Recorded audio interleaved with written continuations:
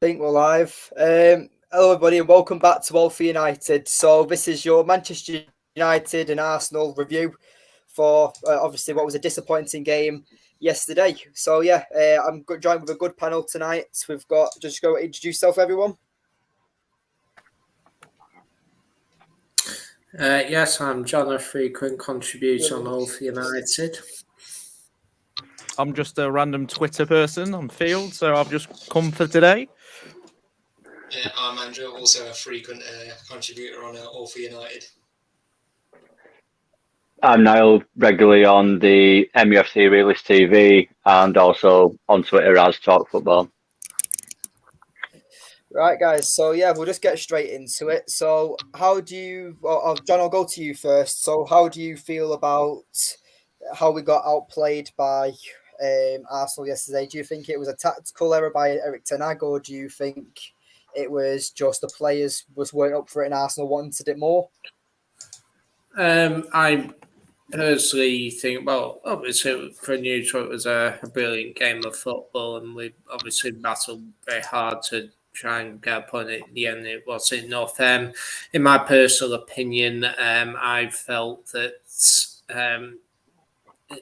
the lineup, particularly the midfield with McTominay and Eriksen, as soon as I saw that, I thought we might be in a bit of trouble because, as we know, their midfield with Partey, Xhaka and Odegaard had arguably been the best this season. I don't think that was enough to combat them. I personally would have swamped the midfield. I personally would have gone with the same starting 11, but for the enforced changes that we played against City. So I would have brought McTominay in for Casemiro, and I would have started Vegas, replacing Martial. And for me, I think where we got it wrong, I think there was a lack of player intelligence to some degree. I thought the way that obviously Shaw and Wan-Bissaka didn't have the best games, where they looked, particularly Shaw with Saka, he was holding back a little bit, and I think that allowed Saka to, to dictate how he played. And for me, Shaw and Wan-Bissaka, they weren't getting enough cover from the wingers, Anthony and Rashford, in my opinion. I think that was a big issue. Obviously, there were wide open space in the middle of the midfield. As for whether we missed Casemiro, I mean, we might have been a little bit more solid in midfield, perhaps, maybe we might got a draw. I don't think it would have necessarily ensured we won the game, though. But for me, the players did battle hard, and in the end, as many people said, that Arsenal a bit more advanced in terms of their progress, and I think there are positives to take. But for me, they're a better team at the moment, and we just got to move forwards, and hopefully within next year or two, we'll be at the same level, if not further ahead of Arsenal. And I personally think that's what I'm looking forward to. But at the moment, Arsenal are the best team, and that showed yesterday. Yeah, I completely agree, John. It's a good opinion you've just said there. It's pretty much spot on with me. I feel like the midfield was very shaky. When I saw the lineup, I did close my eyes and just put my hands in my head because I was just. We all know that McTominay isn't a natural holding midfielder, and it was just a poor performance. And I feel like McTominay, if he was about 6 foot, he'd be a central midfielder. I feel like just because of how tall he is and how physical he is, that's why he gets shifted out or shifted down to that number 6 position. It was a disappointing performance from McTominay, especially how Erik Ten Hag also hyped him up before the game kicked off. He said that he performed well last time he played Arsenal, but obviously last time we faced Arsenal when we won 3-1, they didn't have Thomas Partey like we didn't have Casemiro, so it was a bit of a limited game in the first one, and people seem to forget as well, even though the scoreline was quite fair to us and we won 3-1, Arsenal were the better team on that day, in my opinion. Yeah. So, I feel like that just the game yesterday was just who wanted it more, the best team won. And even though United have drew against Crystal Palace and lost to the top of the league team, it's not been a terrible week because we've beat Manchester City a week ago. And obviously Crystal Palace was just a rearranged fixture.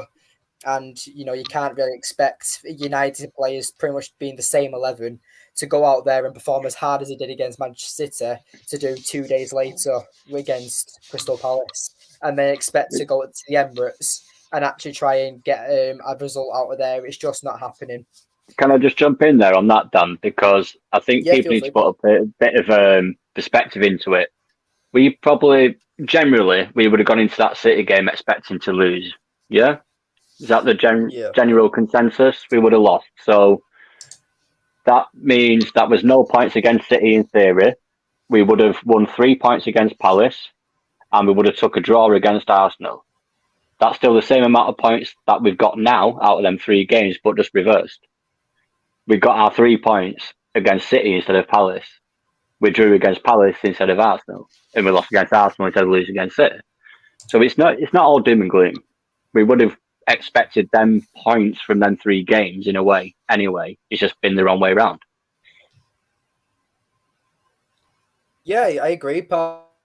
I mean, obviously City were in a poor form, so we kind of were lucky when we faced City because obviously they had that poor performance against Southampton and they were forced to bring on their bigger players in Kevin De Bruyne and Haaland, and then obviously they played us and they only had 1 shot on target, which was Grealish's goal. So it was. I thought United were the better team in the derby, but obviously United proved. I mean, you can say that the Bruno goal and the offside situation, was that offside or not? Did he interfere with play? It doesn't matter now. And City fans have been crying about it, still saying that, still robbed. But really, all you did you had possession for the majority of the game, but didn't create anything with it. So it wasn't like you had 10 shots on target and only scored 1 goal and you were robbed because of that. You had 1 shot on target, lads. Yeah, you get what you give, don't you? Field, exactly, yeah. So, Field, I'll ask you now. So, did you think United got outplayed yesterday, or do you think it was just the change of Casemiro? Do you think Casemiro not playing was just a big miss? No, I genuinely think going into the game, I was questioning Arsenal's title credentials. I wasn't convinced they was going to win it. But after the game, I think Arsenal just really stamped their authority in general. I don't really think Casemiro would have made a huge difference. What I've noticed in terms of I personally thought Anthony didn't have a very good game in terms of attacking, but he was taking the ball off their left side quite a lot and winning the ball back. Same with Weghorst, he was winning the ball back, and we sort of missed that as the game went on. So I think it might have made a little bit of a difference, but I genuinely thought Arsenal were absolutely outstanding yesterday. When the goal went in, as frustrated as I was, I thought they deserved it. Ultimately. Can I just add to that as well? I was quite surprised and happy that we saw Anthony switching over to that our left-hand side a few times during that game as well. Now, if he'd actually put a few first-time crosses in on his favoured foot on that left side, if he can keep swapping over and get them crosses in first time, I think that could really benefit us. Just keep interchanging him and Rashford. Someone actually said to me before the game to change my perspective on the way I was watching him play. So I was very much, what's he doing in terms of goals and assists? And then watching him sort of the way he was defending and taking the ball and winning the ball back gave me a little bit of different perspective on why Eth likes him so much in terms of his performances. And ultimately, when he went off, the goal came down that side because the cover had gone. I think it was Bruno and McTominay had lost their men, overcovered, and the space was there. I mean, to be fair as well, Anthony did what we've been crying out for that game. He might have only done it once or twice, but he actually ran at his man and took his man on, even on the right-hand side. Yeah, I think which was good to see as well. One of the biggest issues for me yesterday were the fullbacks. Luke Shaw seemed petrified of Saka. I know Saka's been absolutely brilliant, but I've not seen Shaw play like that for a year. He was so scared of his man. But I've mentioned a few times on Twitter today, just in terms of Ten Hag. He mentioned it briefly in one of his press conferences that they had accepted that it was going to be a draw. But he didn't really make the subs to settle for a draw. He could have brought Maguire on, Malacia on. He could have shored up the defence a bit more because Shaw was having such a bad time of it, and Wan-Bissaka, to be fair. I don't know. I'd argue he did try and shore it up, really, because I think we did miss Casemiro, and that was shown by the fact he brought Fred on to cover that pocket in between Martinez and Shaw, which we all saw Shaw was struggling with. Yeah. Now, if Casemiro was there from the start, would he have needed to do that? He could have brought Garnacho on 20 minutes earlier. Yeah, I thought Garnacho was another one that could have come on. But if he was, I think just from where the goals have come from, I mean, Malacia could have played right back. He could have sort of just doubled up because the overlap was so constant, especially in the last 10 minutes. Arsenal, I was actually really impressed with Arsenal. Well, Wan-Bissaka lost his man again, didn't he? When it comes to clearing it away. Yeah. That's twice now, isn't it? And I think if you look at the Arsenal sub, Trossard on, Arteta wasn't like umming and ahhing about it. You just shoved him on. Can he make a difference? Yes. I think Garnacho definitely could have made a difference if he would have come on a bit earlier. Maybe kept the ball up the pitch a bit longer. But that midfield was definitely an issue. I think everyone knew it was going to be an issue. And it just... So I agree with John. I would have started with Fred. I would have not started McTominay. I would have started Fred and then gone from there. Yeah. Andrew, do you have anything to add on that about how we got outplayed and stuff and what you liked from certain players? As I say, we'll go down as one of the, well, from a neutral, but a classic Arsenal United game. Like, it had everything. Unfortunately, we were on the wrong end of the result. I mean, it was like, just first half, like two boxers trading haymakers with each other, trying to, go for the knockout. But as I say, I think, from looking back on the game, I think all through the game, United's offensive tactics was like to give the ball to Rashford and let him do, the rest. And I mean, it was a brilliant strike from him to put us 1-0 up, and every other chance that we were getting was going through him anyway. So it just makes me think when we was going towards the end of the game and Arsenal, they were literally turning the heat up on us. Okay, we were backing up, but we were inviting them on, and they just kept the pressure up. I know he brought on Fred, and I think he was trying to, control that midfield a bit more, but I just thinking, could he have brought Garnacho on a bit earlier? I'd have rather sort of gone for it, and then if we still ended up losing, then at least we went for it trying to win it as well. So it was just watching the game was just a bit annoying when that goal went in. I mean, fair play to Arsenal, they just kept on at us, and we just couldn't get out of our defence. So it's just Casemiro, if he'd have played, it could have been different, but I don't know. It's just it seems he brings a calming presence to the between the defence and the midfield as well. So, and obviously, I don't think McTominay just did quite do that. So I'd have probably likely choosing that side again. I probably would have preferred Fred to McTominay as well. And I mean, defensively as well, I'm just thinking Aaron Wan-Bissaka. I think that first goal we conceded, it was like between him and Delay, it all came from them two as well.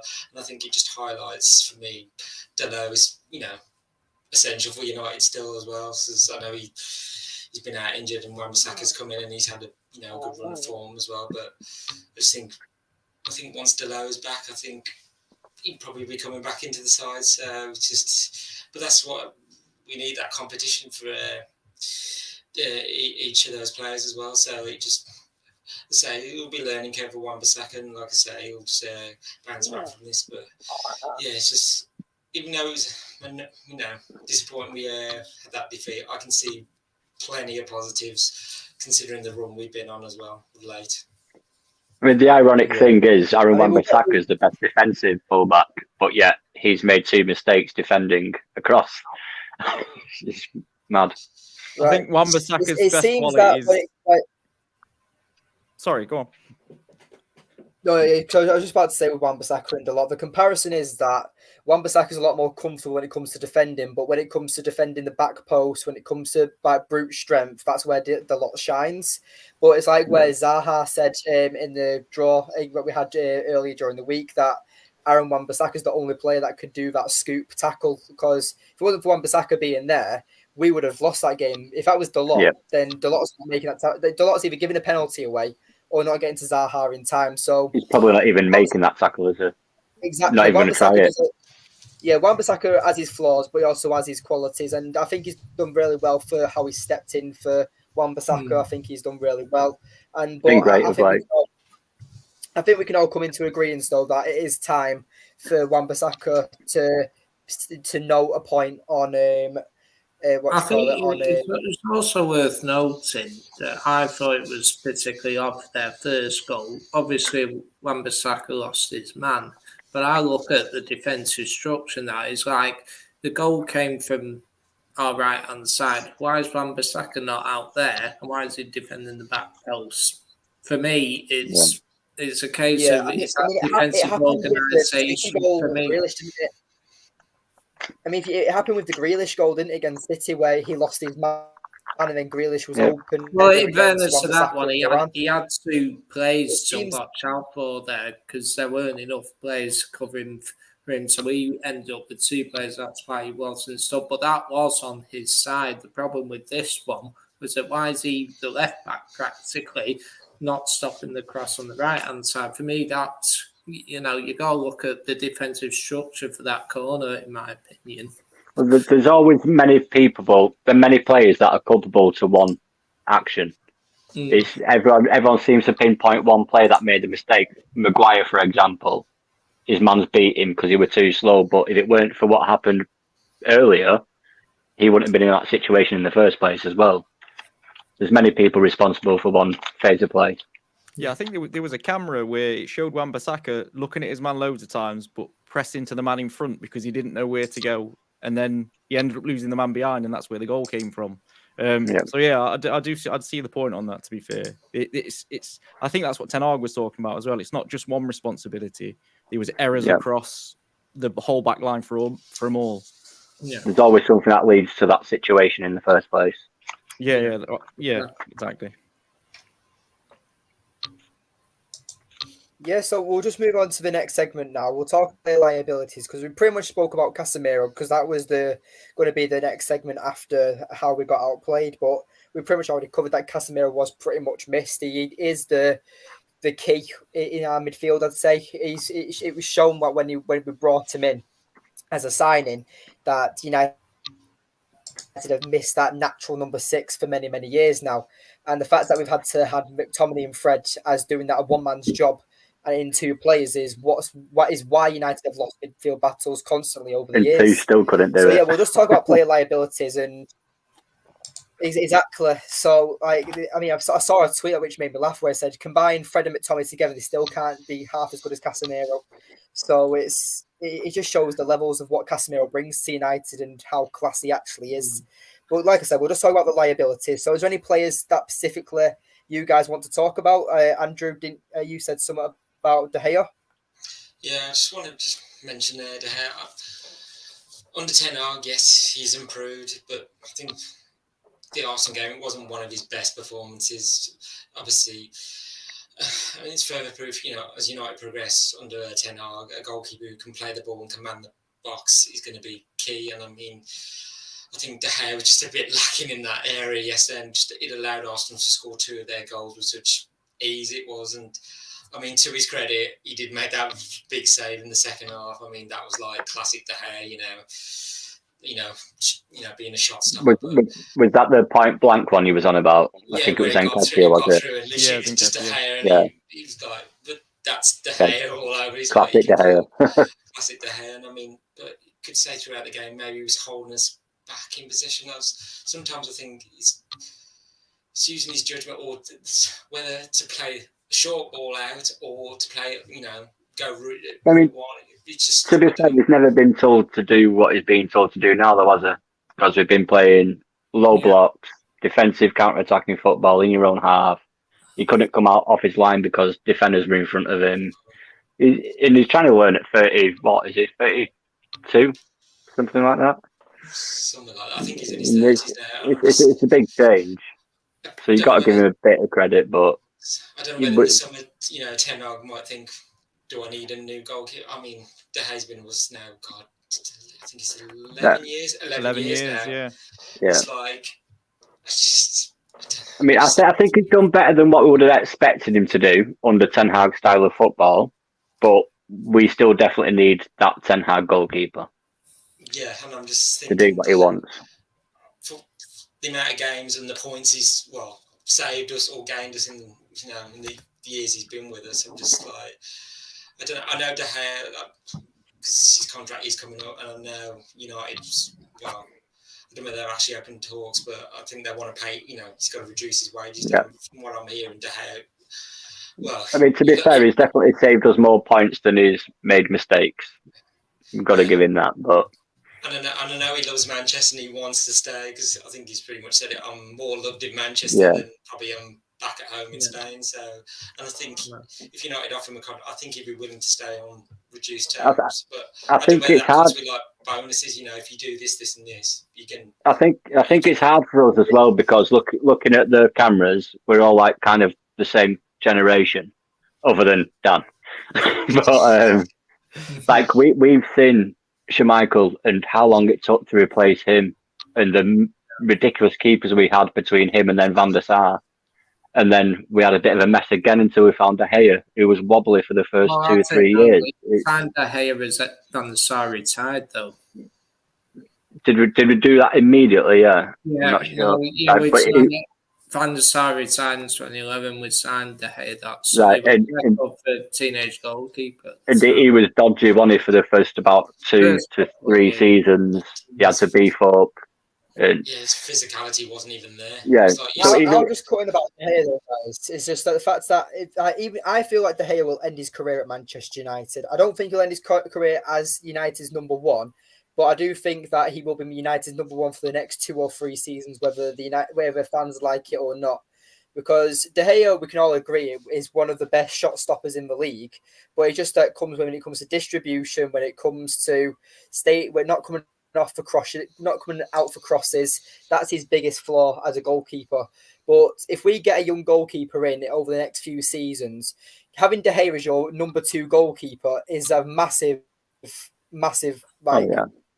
gain, really. If you can have David De Gea coming as your second choice goalkeeper, United are pretty much sorted if we get a world class young goalkeeper. I mean, well, you wouldn't be afraid to play De Gea in the cups or in Europa League or Champions League group stages, would you? Because you've got a number 1 keeper as your number 2. Yeah. Exactly, mate. So, but there's more players that I think are current liabilities, and you might think I'm a bit harsh, and the way I feel about this certain player is a very unpopular opinion, but I think Eriksen's a liability, guys. I think that when he's going forward as the number 10, I feel like that what he creates is brilliant, but being position and defensively, he's a liability. I don't think he's good enough. I don't think he's physical enough.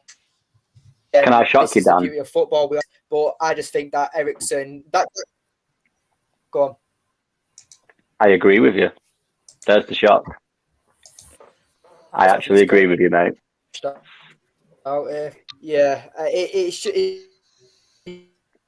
It's just the fact that I watched the goals back, and that Saka goal. I know we blame Luke Shaw for unmarking Saka, but Eriksen should have at least been trying to stretch across to stop that shot, and he just stands still like a scarecrow.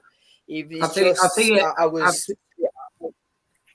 think it depends what game. I don't think him and McTominay are ideal in that position. And for me, this is why he made the change against Man City, like Casemiro and Fred, and then Eriksen third. Well, I would agree with you on that. But for like lesser teams like Nottingham Forest, for example, you bring Casemiro in and you're going to dominate the ball, then Eriksen you can put next to it. It just depends on the type of game. And although I wouldn't necessarily say he's a liability, but for me, I would agree that he lacks a defensive instinct. When you're up against it, he perhaps isn't the best for recycling possession. His defensive awareness isn't the best. That's the point I'm trying to get across, and I feel like that if you play Eriksen in Bruno's position, I feel like you see a much better Eriksen. But that's what I'm saying. So if you got a world-class box-to-box midfielder, whether it's Frankie de Jong, Enzo Fernandez, Jude Bellingham, whoever we get, even if it's Youri Tielemans, I guarantee that they make Eriksen, they make what Casemiro looks like, where he's the standout player. You can see the difference and why we've missed him. And I feel like that even if you swapped Eriksen and Bruno around and Bruno became the central midfielder, Bruno doesn't really back out of a challenge often. He likes to get stuck in. He likes to press. I would honestly consider changing that around and maybe playing Eriksen as the 10 and maybe dropping Bruno a bit deeper. Dan, what's going on? We're agreeing. We're agreeing for We're something. agreeing, mate. For those that don't know, me and Dan always disagree. But Bruno's the best in that position. You got to play your best player in those positions. This is what I was going to add on to with Dan's point. Was Eriksen's 31. Yes, he was bought as a free, but you've also got to look at why was nobody else in with him other than us and the club he was currently at. Now, he should have been the number 10 to be rotating with Bruno to rest Bruno. Donny van der Beek should have been that 8. And we should have had, theoretically, Frankie de Jong. So I think at the minute, Eriksen is covering what Frankie de Jong should be filling. And he can't quite do that. Because, like you said about his defensive positioning, awareness, aggression, he needs to be that number 10 with Bruno and rotating, rest Bruno, give him a bit of... Give Eriksen's better in a tight spot, basically, outside the opposition's area. When you've got a few people around, is more intricate than Bruno is. So, rotate them, and I think that's what he's brought in to do. But because we didn't get Frankie, he's put the ball player there. Yeah, exactly. And obviously, it worked against Arsenal the first time we played him, being that deep playmaker. So obviously, he made them 2 great through balls to Rashford to score the brace. But at the end of the day, I feel like that he's just not physical enough. And especially with majority of midfielders in the Premier League being as physical as they are, Eriksen just doesn't suit that. But we've got a regular in Jarvis. It's nice to see you, pal. So I'll just read out one of his comments he's put. Yeah, so just read what Jarvis said. He said, I don't judge Eriksen on yesterday's performance. Yeah. But I don't judge Eriksen on yesterday's performance. He's paired up with the worst midfielder in the top half of the Premier League. What else can we expect? And I can see your point, Jarvis. Obviously, McTominay shouldn't have played there from the start. But I wouldn't have started Eriksen or McTominay. I put in my predicted 11 that Luke Shaw should have been the starting left centre-back. Malacia should have been the left-back. And maybe you play Martinez as a CDM. Because Martinez has played as CDM role for Ajax in the past. And I feel like you see him make a lot of forward passes towards the midfield and even the wingers. And I felt he would have done a better job than what McTominay would have done yesterday. I just thought McTominay got played because of his height and his strength. That's all I thought he was played for.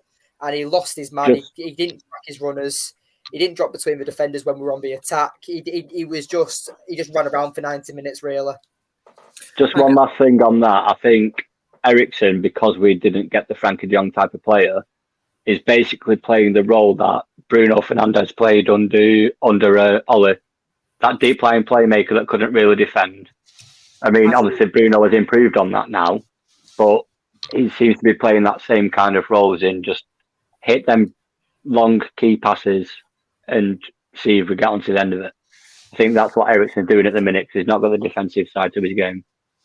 I think the reason he's picking, I would agree, he didn't get de Jong in.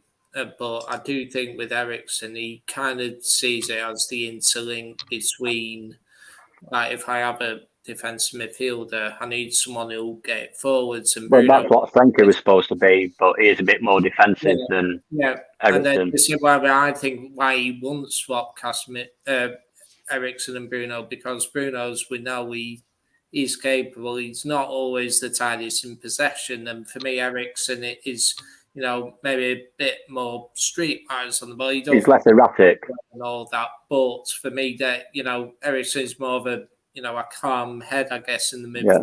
But then he's kind of like the instinct. That's why it pays Eriksen. And that's why Bruno is allowed. He's the one who can create, and that he'll give the ball away, but a lot of the time, but also be capable of creating chances, and that's why I think he plays those in those respects. I do think he'd be playing somebody else there if he could. Like I said, I think Eriksen was brought in to just switch around with Bruno, but it's just that.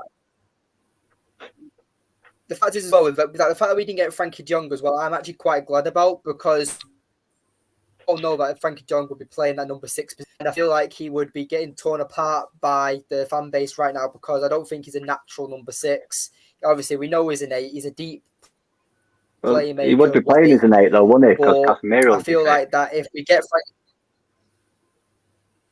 exactly, but what I'm saying is because obviously we didn't get Frankie de Jong, so that's when John Murta went and got Casemiro. So that's when that deal happened. There is blurred lines between that, so, though, apparently. Yeah, there's apparently, but obviously, if we won't get into that anyway on this show. Yeah, no, that's an entire stream by itself, just that one question alone. But with the likes of Frankie de Jong as well, I feel like that if you have a midfield three of Casemiro, de Jong, Bruno, or Eriksen, that's one of the best midfielders, one of the best midfields in the league, and I guarantee that they would work wonders together. And I would honestly go back in Frankie de Jong in the summer because Enzo Fernandez is going to be chased by everyone. Jude Bellingham's going to be chased by everyone. Everyone's going to probably want in Youri Tielemans' signature because he'll be on a free. So it's good unless we don't get Paul Pogba. That's all I really care about. I can't believe we've not gone in for Tielemans yet. How have we not got a few mil together for that? It's crazy.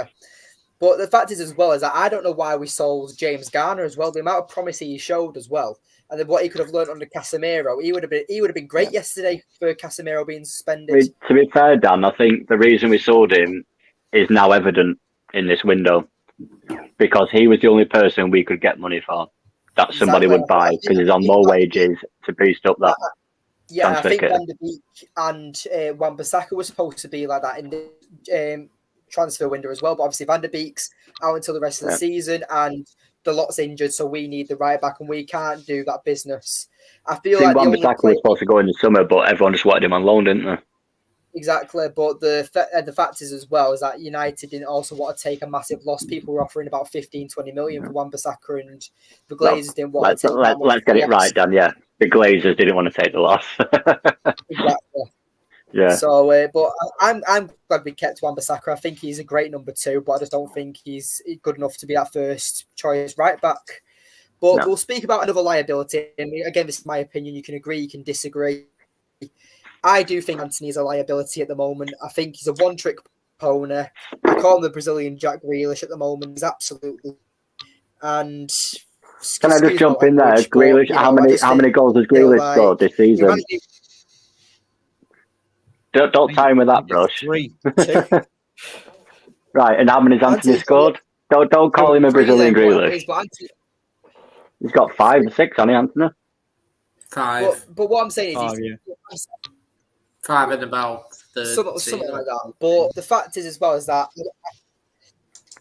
All right, so maybe the Brazilian Jack harsh, but I feel like that he reminds me of Rashford was last season, where he's a one-trick pony. He likes to cut in on his favourable foot, and he just tries and beats players off technical ability and skill. Yeah, but the fact is as well is that you're not in the Eredivisie anymore, mate. Every single Premier League fullback you go against is going to know the move you make before you make it, because you're not like giving your opponent options. You know you're going to cut in on your left foot. They know you don't cross with your right. So maybe him going on the left might be and to be more of a support winger is what we might be, especially that now we've got Weghorst. Because we've seen that Rashford can create and score on the right side. You know how you said about is basically like Rashford was last season, where Rashford was underperforming and it was always the same thing. I hope that Ten Hag gets hold of Antony and does what for me, is evident he's done with Rashford this season. Because Rashford scored, 2 or 3 headed goals, and he's assisted about 3 goals with his left foot. And he's scored about 3 or 4 with his left foot. He's using that left foot a hell of a lot more this season than he's ever done. And that's what I hope Erik Ten Hag will try and push on to Antony, and he will take that on board and learn to use his right foot like Rashford has with his left recently. I just hope that I just hope that Antony doesn't end up like Sancho. And hopefully Sancho, when he comes back, he does hit the ground running and he does show that he's improved a lot over his time off. But there is that as well, isn't there? Anthony's got no competition at the minute. Anthony's got no competition at the minute. Yeah, exactly. So, like Anthony's only current competition is Garnacho, and that's no, it's actually a Langer, isn't it, on the right, really? So hopefully he does a Luke Shaw. As soon as he gets competition, he gets Roberto that's a Carlos. good point, but Hopefully they get Anthony somebody else. To jump in on the Anthony one, I personally don't think we're going to see much else from him. Yeah, I think he's a possession-based winger that he plays the kind of football where we control the game. And I think jumping back to De Gea, Ten Hag's had to sort of abandon the way he wants to play football because he can't play the type of football he wants with the goalkeeper he's got. So in terms of what we're seeing at United now, I don't think we're going to see not just the keeper, many of the players, to be fair. Yeah, but I think play his style. I'm a big fan of De Gea as a goalkeeper in terms of shot stopping. I think he's one of the best in the world. But for what Ten Hag wants, I think when he came in, he tried to play it and it didn't work out. He's had to shift the back line really far back towards De Gea because the options come off the line's not there. And he can't play out from the back. He constantly picks the wrong ball. I think De Gea being replaced is a bigger issue than many people would want to admit. I would go for someone like David Raya from Brentford and get it sorted quickly. I'd go for Lafont as well from Ligue 1. He's about 23-year-old. Last year of his contract when we come into summer. He's about 6'5", good shot stopper, great playing the ball out. Yeah, he's a good I genuinely don't think it's a case of, if you look at Liverpool and Man City, they would probably be the best two examples. Once Pep rotated through 3 or 4 goalkeepers before he got Edison, and about 3 or 4 back lines as well. Yeah, and Liverpool exactly the same. They got Van Dijk, but it wasn't until they got Alisson that they really settled. It's such an important part of the game now, and what Ten Hag wants to do. I do think it's going to be a big issue. But in terms of Anthony, I really don't think we're going to see anything different. His stats are very similar to what there was in the Eredivisie. It's how he plays. He plays. Would you not say that's? Would you not say on reflection that's pretty good then, considering Erik Ten Hag is not able to play the style that Anthony would be used to, and he's still putting in the numbers he did? No, yeah, I think if we can play the way Ten Hag wants, which is more possession based. So at the minute, I was reading a stat today that I got a lot of abuse for comparing S start with Ollie's start, and it's very similar in stats, goals scored, goals conceded, defense, etc. We're actually got the ball less under F than we did under Solskjaer, which was surprising to me. But I think once he can play the way he wants to play, we'll see a lot more from Anthony in particular when he can be in the system that he's so used to. Because I don't think he's used to what we're playing at the minute. There's a couple of times yesterday he was in Anthony and he just couldn't bring it under control. So I don't think he's used to that quick counter-attack. He's used to getting the ball, bit of skill, 1-2, and then getting in the box, not just pure pace like Rashford. He's used to like an easy defence to break down, where you don't really get that in the Premier League, do you? Everyone's difficult. I think when you've got the ball and you're controlling the ball in the final third, more like Arsenal were, where they were doing overlaps and stuff, I think that's where he'll shine more so than the ball's played out wide to him. He's got to get in the box. He's got to get a crossing. I just don't think he's used to it. All right, I'm just going to read a few comments. Said that way. He's pretty good. I do agree he's a one trip and he needs to do more now. He obviously needs to use his right foot more and everything. But having said that, if you give opportunity to shoot on his left foot, then he has got a brilliant left foot. In fairness to him, so hopefully, I think given time, you might see Anthony improve. Now, I'd just be a bit patient with him. Well, maybe that's why Ten Hag interchanged him and Rashford last game, maybe to try and get a bit more out of Anthony. I think that's the thing the club said, like when they know 80 million is way above his value, but they said they weren't buying him for the moment; they're buying him for the future. That's a PR spin, mate. I personally think that with the right coach and that within a year or two, maybe. Because he is only 20. I'm just going to read a few of the comments with a bit of a discussion. Yeah, go on, mate. So, Jarvis, Jarvis has just said about Frankie de Jong or Barella is the best deep playmakers. They can drop down and spin off their men. It will give our build-up play a new dimension. I can't disagree with that. I feel like both of them will be perfect to United, but I just think that they both obviously just come with a high fee, and you'd expect them to come in and hit the ground running. That's just the only issue with these high price tag players. And that's what I think you can see what we're missing, and that is what we're missing. Yeah, I think Yeah, we got exactly. if you got a real top playmaker like a De Jong or So just as a someone panel as well, like just for Jarvis, would you? So obviously we've got the panel. There's 5 of us, so so one of them will end up winning. So would you rather take Frankie De Jong or Barella as your number 8 if they became available to us? Barella's right-footed, isn't he?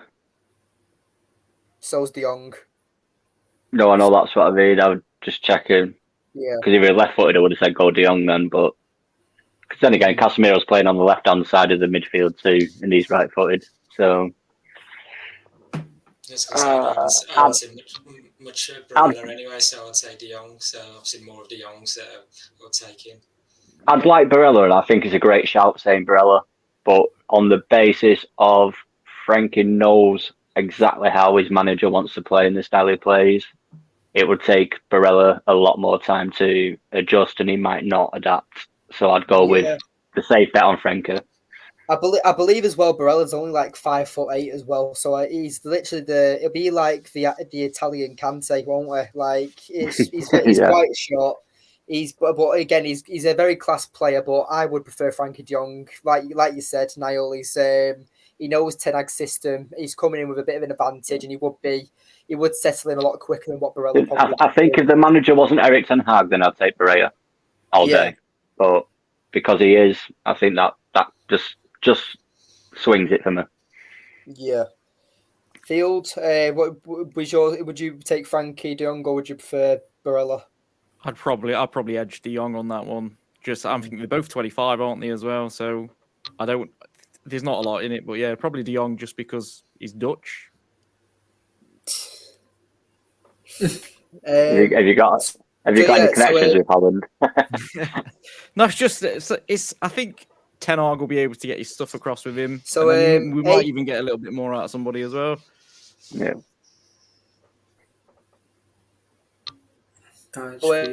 Yes. X has also been talked about. How United's future looks exciting again. We've even got buyers for our youngsters. So then obviously Jarvis just confirms that with the likes of Zidane Iqbal, Amad Diallo, Garnacho, Mainu, etc. These players who seem to be very promising, seem to be very exciting for United. And hopefully, Garnacho's probably at a push for going out on loan, but Mainu and Iqbal, I would 100% look at going on loan next season. Kind of like how Hannibal is for this season as well. Apparently, there's a lot of interest in Iqbal and Savage, and United are willing to let them two go out on loan. So I expect Mainu will probably end up staying if that's the case. I think that's the best option, really. It's got to be the best option because they're not like... Realistically, they're only going to learn how Erik Ten Hag wants to play, and it's too far in the season now for them to play a game. Maybe they play against Reading next weekend, but that's the only chance they really get unless we get an easy draw in the FA Cup. That's really their only chance of getting a game. We're still in 4 competitions, aren't we? And it's now the second half of the season. Exactly. We can't be playing kids. I feel like Erik Ten Hag wants to win every single game, and I don't think he's going to make them risks. I think like that Garnacho was a push this season, and the fact that Erik Ten Hag has took a risk with Garnacho is very ballsy in my opinion. But I just read another comment from Jarvis. He said, the thing is with Antony is that he doesn't suit our current style. Ten Hag needs to be pragmatic and play more counter-attacking to get results. But when the jigsaw is done, we'll see a better Antony, in my opinion. Right. At least I can agree with the latter of it. But with Antony, I feel like Jarvis is spot on there. Like I think we've all agreed on it that when Antony plays against a more low block team and where we're on the counter attack or something like that, that's when you see a better Antony when he's using his pace, using his technical ability. But yeah, I feel like we spoke about individual players long enough. We'll move on to kind of a big subject: is can we still get top 4? Because United have got 1 point in the last 6, but realistically, we had a tough. You mean game 1 point out of potential 6 points, right? Yeah, 1 point of percentage of 6 points. Yeah, but just wanted to make sure that sounded terrible the way you said it. I thought, Jesus, we've not lost that many. No, but Chelsea sort of form that is. Yeah, and Liverpool. But so I'll start it off. I personally think we still will get top 4, and I do think that we will win the League Cup. I feel like that's the Ten Hag overachieving is him getting top 4 alone, because United have proved over many seasons now that we've been inconsistent getting top 4, getting that Champions Cup, and it's good to see of what Ten Hag's actually doing. He's building an exciting team, but I'm just the rotation what that season goes on, because if we go late into the FA Cup and Europa League, we'll be playing 2 games a week for the rest of the season, pretty much. And teams like Wolves, Nottingham Forest, Bournemouth, teams that are having a break, don't forget, a week off. Don't forget, it's not just 2 games a week; it's actually about 3 games in 8 days. Yeah, even that, mate. It's going to be chaotic, and I did say that United should we should sacrifice the FA Cup, because I feel like that if United go through in the round 4, I think there's 5 games left until the final, so just them getting rescheduled matches and everything, I don't think it's worth it. Would you sacrifice the FA Cup, though, knowing that we're probably, I know it's negative, but probably most likely to not advance in the Europa League anyway against Barca? Well, that's what I mean. That could be essentially our sacrifice. It's all right saying we'd have to beat Barcelona. You know, we can't be sure that we'll play every week to beat Barcelona. So, and if you do get knocked out to Barcelona, you can focus on the top 4 and the FA Cup. And exactly, opens up the FA Cup again, doesn't it? So I think we need to wait to see what happens with Barca, and then maybe choose your sacrifice from there. Yeah, I see his point, but I do think we should sacrifice at least 1 trophy this season, and that is between the Europa League and the FA Cup, because we're too deep into the League Cup. We're going into the first leg against Nottingham Forest on Wednesday, and then it's the final if we do progress through it, which we should do. I am expecting a United and Newcastle final, which will be really good. I'm pretty sure, yeah. But it'll be electric, mate, in the stadium as well. That. Yeah, it'd be great. The last time we were in the League Cup final, it was Southampton, though, wasn't it? Yeah, exactly, mate. So, I mean, Southampton upset City. Maybe they can upset Newcastle. So, I will be watching the game tomorrow. They beat Liverpool in 2017, Southampton as well, the semis. Yeah. Southampton have beat United in the final as well before now. There's quite a bit of history between Southampton and United in the finals. Yeah, absolutely. So, there's no guarantees. So. But yeah, I think it's too soon to sacrifice a certain cup until we've played Barcelona yet, anyway. Yeah, we've got a regular as well called Andrew. He's joined in and said, "Evening, guys. Always missing the start of your videos because of work, but I'll watch it delayed. Now keep me up with the good work. Thought we did well yesterday. For 65 minutes, just dropped off in quality. So nice to hear from you, Andy. I personally feel like that Arsenal were just the better team. They're the top of the league for the reason, and we've pretty much covered that through the stream already. But apart from that, do we think we can get top 4? That was the question, but we started went on a tangent about the domestic cups. But do you think 100%. We're quite favourable at getting top 4? Spurs, Chelsea, and not playing well this season. Yeah, right. Brighton's more of a threat to us than Liverpool or Chelsea right now. Yeah, well, Fulham and Tottenham are 0-0 at the moment. Yeah. Spurs aren't playing great. I'm not too worried about Spurs, and I think we got enough of a cushion. The fact that I know we lost yesterday, but the fact that Newcastle drew at Palace, Chelsea and Liverpool drew as well, and they're 9 points behind us, I think. So I know we lost, but in terms of other results, it wasn't that bad a weekend for us in regards to top 4. So for me, it'll be interesting for Tottenham if Fulham can get a result from this game. I'm not too worried at all. I think we'll get in the top 4. I think we'll probably may even finish third. Don't forget though, you can't say they drew against Palace, so did we. Yeah, no, it's not a bad thing. Yeah, no, but but you got to look at it from broader perspective. Yeah, exactly.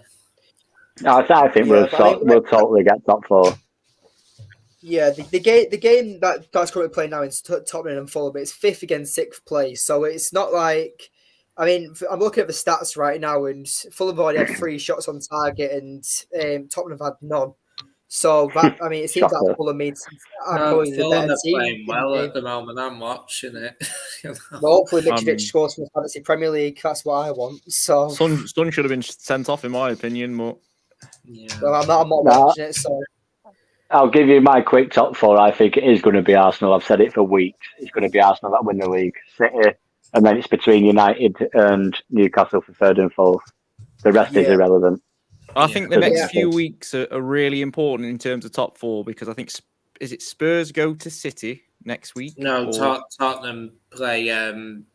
It's Tottenham City. Yeah, because they just played it. Is it at Spurs? Yeah. So I think there's a few games where some of the top 4 rivals are against big teams, and if we can just sort of do what we should be doing, beating Palace at home, beating Leeds at home, we could be quite comfortable in a few weeks in terms of points. Don't get wrong as well. We're now all doom and gloom from a title charge, which I thought was ridiculous and overhyped anyway. Top 4 was always the goal. But haven't City and Arsenal got to play each other in the next week or so as well? Yeah, twice. Yeah.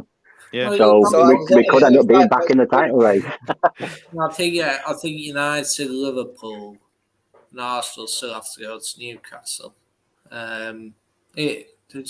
City and City and Chelsea have to play Newcastle at home. So, we've done all right because we got, I think it was 4 out of the top 6, 3 or 4 out of the top 6 out of the way in the first couple of weeks of the season. Well, we've actually played. Everyone's playing each other at the same time now, aren't they? We've played 7 of our 10 fixtures against top 6 now. Yeah.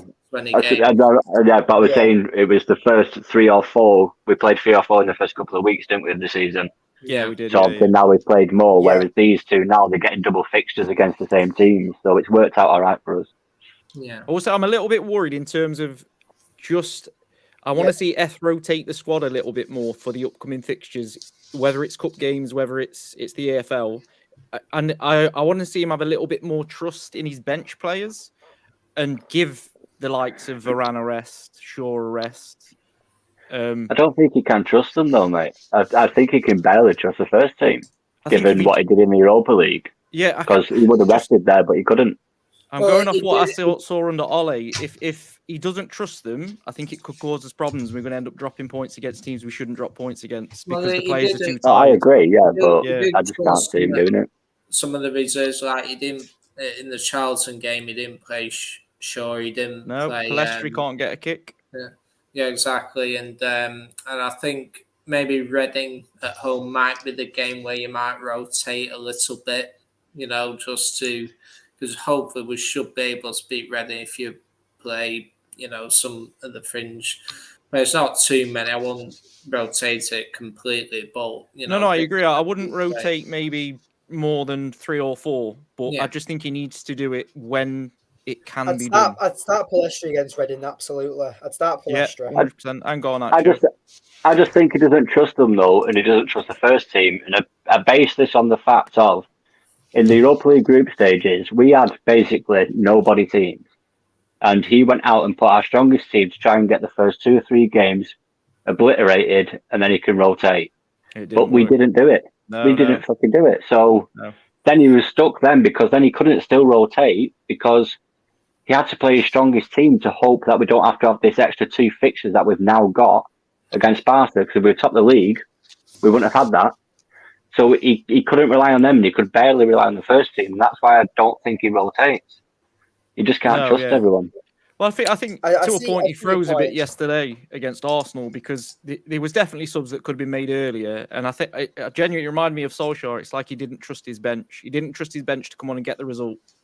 Yeah, Garnacho needed 20 minutes, not 2 minutes. Yeah, definitely. Well, he did make that change against City, though, didn't they? Yeah, I think he made the right choice with Fred, bringing him on to cover that pocket between between Shaw and Martinez. I think he did that perfectly. But then they was coming at us, and we needed somebody to torment them for 20 minutes. And for 2 minutes, he's just not going to be able to do that, Garnacho. What you could also have done is maybe brought someone like Malacia on as well, like to, maybe tuck Shaw inside a little bit and then maybe, put Malacia on the left just so you could up on Saka maybe, and but it's all ifs, buts and maybes. Personally, I think the best choice would have been what Dan said, Martinez as CDM. I would have took Eriksen off and brought Garnacho on so that you could have, free up and brought Bruno into the midfield. That's what I would have done. Yeah. Yeah. Someone we actually haven't mentioned all stream as well is what's Jarvis has asked it as a question. Yeah, sorry, Andrew. Yeah, feel free, pal. Yeah, I'm just saying, after yesterday with the game, I know the media was talking about a title race, possible title race. Never entered my mind. I'm just thinking with Ten Hag, we're just taking it game by game, and I just think there's going to be bumps along the road. I mean, the title challenge wasn't even expected this season, especially after those first 2 games of the season. So, I mean, a proper assault on the title, we'll look to next season. I mean, okay, despite gaining 1 point at the last 2 games, we're still 4th in the table, and also teams around us also dropped points this weekend.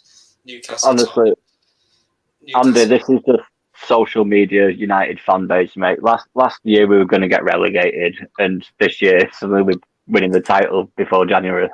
It's mental. I'm saying the teams around us like Newcastle, Tottenham, Liverpool, Chelsea, they all failed to win games, so we still got our advantage over them. And also, we played City and Arsenal twice now. No other team around us can say the same as well. Like City and Arsenal have got to play twice in the league and the FA Cup, so something's. And we beat them both once as well, so something's going to give. So if we can go on another run, just saying, I'm not ruling out. I'll say top 4. Yeah, definitely is probably going to win if we go on another run, but it's just whether Arsenal, what sort of run are they going to go on now? Because it's notorious in like years gone by. It's like under Wenger, February was their month where they started. Just one minute. Mathematically, we are in a title race, but still, yes. But logically, probably not. I think we would all take a top 4 finish and a trophy this season. I think that would be progress. I think most of us were expecting 5th or 6th and would have accepted that under Ten Hag's first season, given the mess we come out of. Especially after and now suddenly we're jumping the gun for title contenders. It's like, no, just calm down.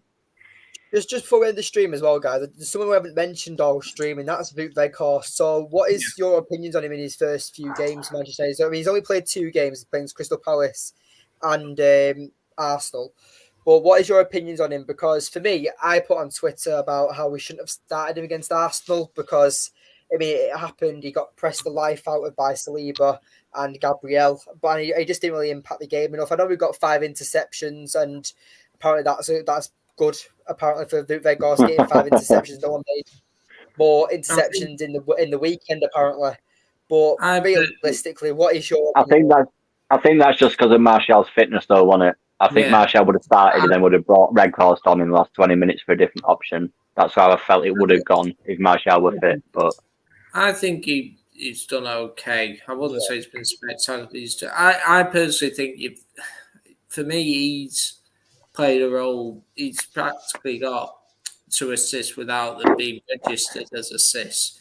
You look at Bruno's goal at Palace, he takes away 2 defenders, and it allows Eriksen to play the ball to Bruno, and that means Bruno's got the space, he can whip it in. You look at he did a great flick as well, didn't he? Just in the semicircle in the last game as well to lay someone else on. Exactly. He's got something, but he needs more time. And as brilliant as Rashford's goal was as well, who was it who created space for him to have the shot? It was Weghorst making the run, which distracted the defender and allowed Rashford to get a shot in. So that's what I mean when I say, well, technically they're not assists. He played a role in 2 goals. So for me, he hasn't scored, he hasn't assisted, he hasn't done anything spectacular, but he has done some kind of. He has contributed in some way, hasn't he? Yeah. So just to add on that, and I feel like Yeah. Go on, Andrew. Yeah, feel free. I'm just saying that's probably one of the decisions Ten Hag got right for letting Weghorst lead the line yesterday. So we've got a few options at the minute, but it was right to use him up front for his second successive game. I mean, obviously he's wrong, create the space for Rashford, but if this, if the service into Weghorst improves, he'll definitely have a big, impact in the weeks to come. So I can see him getting us a good few goals in the next few weeks, which is going to be vital for us and the run of games we've got coming up. Yeah, mate, and I feel like what Weghorst will bring to us is something that we don't have, is a natural finisher, a natural goal scorer. Because we can all agree that Martial has proven that he can't be an out-and-out goal scorer for the last few seasons. He's proven that he can't do 25 goals a season for however long he's been here now. And it's time for that Weghorst, if he gets 8 to 10 goals on this loan spell, it's 8 and 10 extra goals that we didn't have in the first place. So I feel like that's the only positive you can get. He's another option for the forward line. I mean, Ten Hag wanted another striker when Ronaldo and Martial were at the club. So now Ronaldo's gone. I guess Weghorst is a replacement for Ronaldo, which is a massive downgrade. But I think Ten Hag wants another forward option, but we'll probably get that option in the summer. And that's probably why he's not let Alanga go to Dortmund yet either. But yeah, it's been a good. I think it's been a good start for Weghorst. Obviously, he's not scored a goal yet, but I feel like what we've already said, that he takes away the defenders, he keeps the defenders distracted, and I like the look of him, and I'm pretty sure he'll be scoring for United soon, whether it's against Nottingham Forest, Reading, whenever. But I think it won't be too long until he's scoring goals for United. But I definitely think he's been brought in to like, so you can play off him, and I think he did that well yesterday. But I think yesterday in particular, he was struggling because he was giving the ball back and he was being played off really well, but the team was just too deep, couldn't get up the pitch. So I think maybe when Casemiro comes back in, maybe he gets the Leicester team that's not going to dominate the ball as well. He'll definitely be. I would take 5 goals from him between now and the end of the season. I think that would be a good return. Yeah, definitely. Well, he'll get a goal soon. He just needs a goal. As soon as he does it. Yeah, I feel like said. Yeah, it depends how many goals he scores, but whatever he does scores, it's goals we didn't have beforehand. So yeah, I feel like that's what Weghorst will bring. He will bring a few goals. I think he will. Like I said, I think he'll score a few goals. So yeah, I'm just looking forward to when he does start scoring them. But just before we end the stream, because we've reached the hour mark, I'm going to just ask, what is your score predictions for the League Cup against Nottingham Forest? So obviously we'll do the first leg and we'll do the second leg. So might as well just go over them. So what for Wednesday night, Field, I'll ask you first. What do you think the score prediction will be? That's the one at Forest, isn't it? Is that the first one's at Forest and the second one's at Old Trafford. I'm going to go. I reckon he's going to rotate the team a bit. I think it'll be a draw. I think 1-1. Andrew? I know he's probably going to change it up a little bit, but I'd happily take a 1-0, win, take it back to Old Trafford, a 1-0 win. Niall? I'll go. Me, John, sorry. I'm going to... Niall, you go. Yeah. Yeah. I think it's going to be a 7-0 aggregate. I think 3-0 first leg, 4-0 second leg. That'll be nice. I like the optimism. It'll be soft. This is what Ten Hag's done to me, mate. He's changed me massively. It'll be tough the first leg being away from home because Forest are dangerous at home and that. So and they have picked up results against some big teams this season. So I think it'll be tough, but I think we'll bounce back. I think we'll win the first leg 2-0. And don't forget though, we don't have Dean Henderson either leg. Yeah, but he's injured anyway, isn't he? That'll make no difference anyway. Harry Kane scored. Anyway. Yeah, and I personally think that we'll win 2-0 first leg and possibly 2-0 in the second leg, so 4-0. Yeah, and I'll go for. I think I'll go for 2-0 away, and I'll go for 2-0 as well. So I'll go for a 4-0 aggregate. I just feel like that United are just levels above Nottingham Forest, and I know we struggled getting that goal against them in the Premier League, but I feel that Ten Hag is learning with each team he faces, and when we're playing the second time, it's a different game completely. City game, that's a great example. So I am looking forward to the League Cup, and yeah. Well, it mustn't be that many levels if all you are saying 2-0 and 1-0. And Newcastle game on tomorrow as well. It is a cup competition now. Well, no, but it doesn't matter as long as you win comfortably. Because I feel like United ties are a great level. Listen, at the end of the day, we'd all take a 1-0 win and be an own goal from them, wouldn't we? Yeah, absolutely. Just try to find their injured players. So they've got quite a few players injured. Obviously, Dean Henderson. They've got Nketiah, their centre back. They've got their striker as well. So, yeah, I mean that's probably why they brought in Chris Woods. So I'm pretty sure. Is there injured striker Brennan Johnson? Can I ask? Which one? Sorry. Is it Brennan Johnson, their forward, that's injured? No, it's a 1 year, I think it is. Right. So, Brennan Johnson's a decent player in. Yeah. Shame. I think we'll win the home leg 2-0, so I think we'll go through 3-1 on aggregate. Yeah. So I'm looking forward to the game, and we've all given our score predictions. But yeah, but this has been the show. So thank you for everyone for watching. Does everyone want to just give your where we can find your channels or your Twitters or Twitch, whatever you do your content on? Mine's literally just on the name on the screen. It's pretty much that for absolutely everything. Thanks for having me on, to be fair. It's been good. Yeah, and so my Twitter's down there, so yeah, you can follow me on there. Yeah, my Twitter name's at John_Kermo2. Yep. Same again, right there. Mine's Talk Football but it is actually a 0 and then a capital O in the football. But I appreciate it, and thanks for all of United for letting me on the show. Thank you, Dan, for inviting me. Yeah, no worries, pal. I've enjoyed the show. It's flowed nicely. We've pretty much got all the segments down that I wanted to talk about. So, and we agreed. Yeah, we agreed for Finally. Once. We never agreed. So yeah, it's been a good stream. So yeah, thank you for everyone for watching. Thank you for the audience, people commenting as always. Jarvis, Apex, and Andrew, for everyone who's commenting in the comments tonight. I hope you all have a great night, and yes, we will all see you very soon, I'm pretty sure.